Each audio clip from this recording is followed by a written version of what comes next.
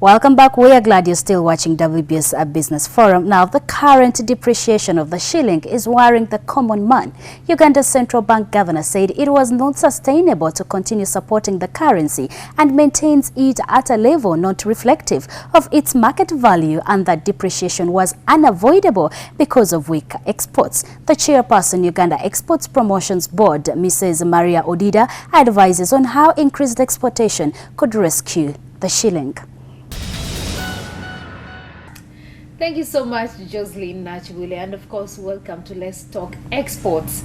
Right next to me is a very beautiful lady, as you can see, from Uganda Exports Promotions Board, and today we're discussing the depreciation of the shilling.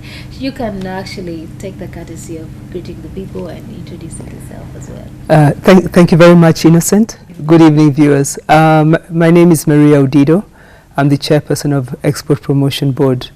And as Innocent says, today we'll be discussing the role of Export Promotion Board in the current depreciating situation of the Uganda shilling. Okay. Yes. So, to the point, how can Uganda Export Promotions Board coming to rescue the shilling? Because we are doing badly. Yes, well, I think, as we all know, and I think everybody has been focusing recently on Uganda Export Promotion Board. The role of Uganda Export Promotion Board is to disseminate information about existing markets, markets that are opening, opportunities that are available or can be made available. Okay. For people, manufacturers, processors, agri-processors, and people who are getting ready to export. Okay. The other role is to link our producers to markets both locally and regionally, because at the end of the day, what is a market? A market is that place where you can dispose of the product that you have produced. It's also a role to advise or to act as a link between government and the exporters world. The question would be that, is there more that we can do? Exactly. In taking advantage of the depreciated shilling. Oh. Because I think it's common knowledge, and we all know that a depreciated shilling is good for exports. Yeah. But when we talk about the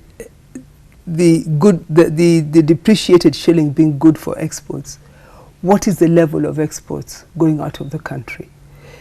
Now, that means that we really should not be focusing just on the end product or the end part of the chain. A product has a value chain. Export Promotion Board plays a role in that value chain. The role of export promotion comes towards the end of that value chain, because the beginning of the value chain is in production. The end of the value chain is in consumption. Somewhere before consumption comes the role of Export Promotion Board, that we should be able to link this producer to ensure that they access the market for the consumer to be able to access the product. A very beautiful tip for exporters out there. I think you should, this is the moment you need to put more of your time, put more of your produce into exportation. But let me interrupt there. Yeah. It's not, let's not simplify it and say, let's put money into exports. The market is most sophisticated than putting money into export. What are you exporting? The market that you want to access, will it buy what you want to export? Okay. Do you have a sustainable quantity for what you want to export? So I've heard lately a lot of people talking about Export Promotion Board should do more to encourage exports. But should we not be joining hands together to understand? If I wanted to export, if I was a manufacturer of this book, and I've been able to produce 50 books, and I've gone out to Export Promotion Board and they've given me information about a market, and I go to the market and they look at the book and they say, fantastic. Now, Export Promotion Board has done its job and got you the market. It is not up to Export Promotion Board to maintain that market. It's your job. It is my job, yes. So then you should ask yourself, between you and the market, how many of these books can you produce that will sustain that market that you have got? What is the quality? The 5 that you sent to the market as samples, you took your time and did the best you could to take the best samples you could. Okay. Are your products thereafter going to match those 5 samples? Okay. So people shouldn't rush into exporting, but what are you exporting? And question you should ask yourself, you should ask before you export, are you producing sufficient? And it's not just about agri-exports. Across board, whatever you're exporting, do you have sufficient products to export? Can you sustain the quality of export? And now tell us, in this current situation, what are the major exports for the market? And in particular, what markets should we focus on? You know, I like that question because one of the things that I've noticed that when we're talking about markets, we talk about the European market. Every time somebody talks exports, the first thing that comes to somebody's mind is the European market. Yeah, I know. The American market. But what is a market? Anywhere across the world where you can sell your goods. That's a market. Yeah. Okay? Government has spent a lot of time negotiating with other regional trade bodies, PTA, SADC, COMESA, ECOWAS, and formed the East African region. How many of us have looked at Africa, which is a soft market? Very soft, by the way. How many of us are exploiting the African market?